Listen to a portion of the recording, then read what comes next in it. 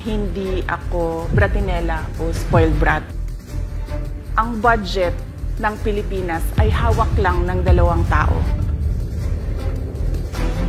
Ang budget ng Pilipinas ay hawak lang ng 2 tao. Hawak lang siya ni Congressman Zaldico at ni Congressman Martin Romualdez.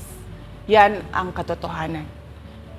Halimbawa ko dito, medyo mahaba ito, kaya pagpasensyahan mo. Ang halimbawa ko dito, sa DepEd muna tayo. Sa Department of Education, noong taong 2023, merong 5 billion na inapprove para sa classroom construction. Nagulat ako kasi merong mga lumapit na miyembro ng House na humihingi. Hinihingi nila yung 5 billion, parte ng 5 billion na budget. Wala kasi akong experience sa ganyan.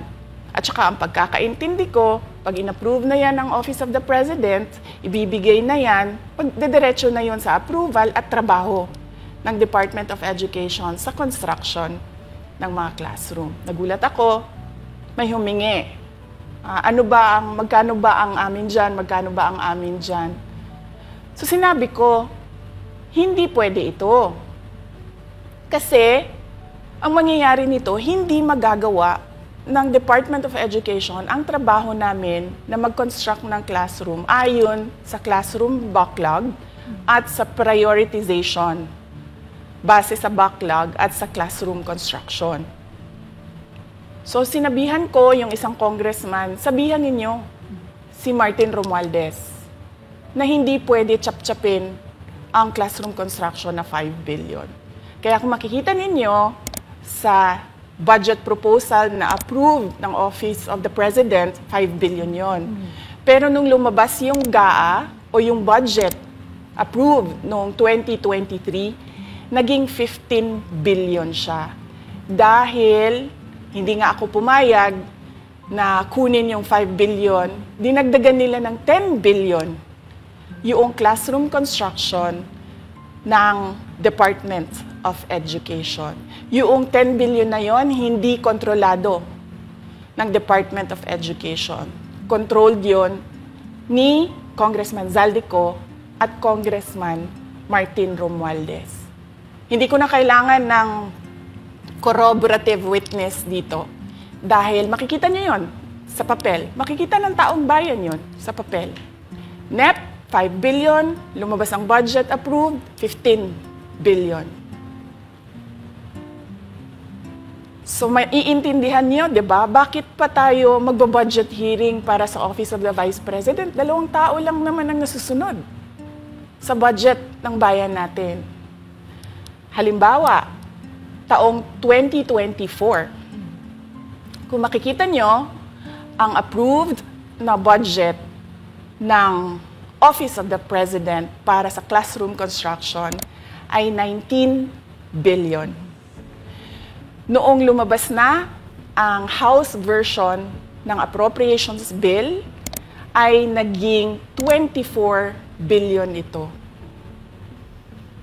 So, approved 19 billion, paglabas sa House, naging 24 billion.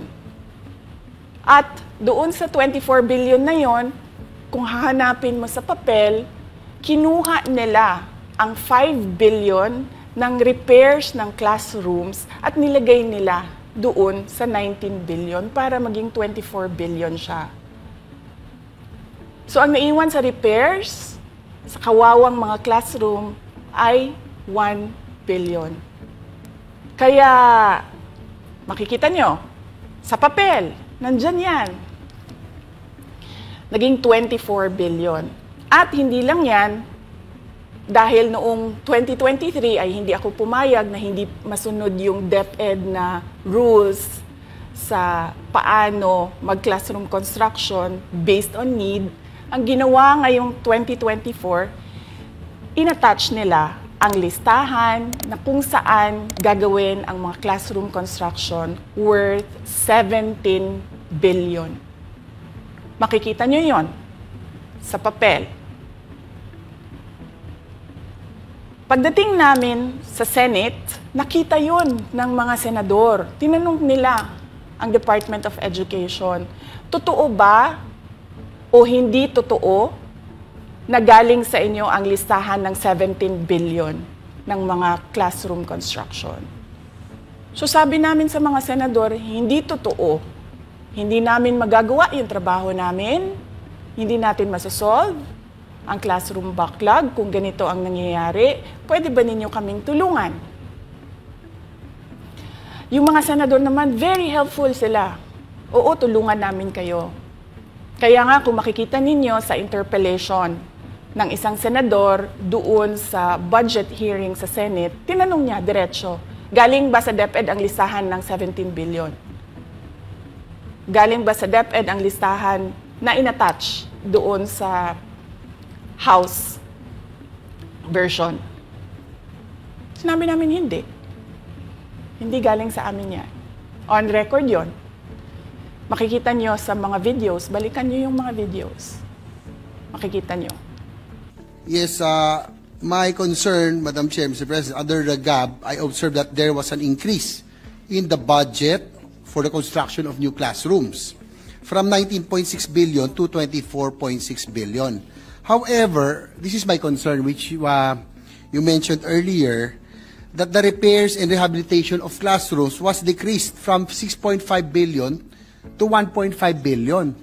I also have information, Madam Chair, Mr. President, that 24.6 billion allocated under the GAB, but only 9.8 billion from the allocation is left to the discretion of DepEd. Kaya hindi ko na kailangan ng witness kasi makikita nyo sa papel. Tapos dumating ang BICAM, walang nangyari dahil ang nasusunod doon ay si Congressman Zaldico at si Congressman Martin Romualdez. Kaya nandun pa rin naka-attach yung 17 billion na ginawang listahan ni Co at ni Romualdez. In fact, balik lang ako konti sa'yo, ha? Kahit yung mga congressman, nakikita nila yung problema ng ginawa nila na pag-attach ng listahan sa budget. Kasi doon sa basic education hearing noong May 2024 ng House of Representatives, merong isang congressman nagreklamo, bakit ang tagal ng classroom construction? Bakit ang tagal? Sabi nung USEC ng DepEd, kasi may pabago-bago sa listahan ng DPWH dahil hindi kami ang gumawa ng listahan. Yeah, Mr. Chair, with respect to the 17 billion in Annex A of the GAA, we are not privy on how the school sites were chosen. So, be it as it may. How is it chosen? I'm not privy to that, Mr. Chair. When the GAP came out, there was a 14.7 billion Annex A. Then when the committee, the GAA came out, from 14.7 it became 17 billion. So we are not privy to how the list was generated.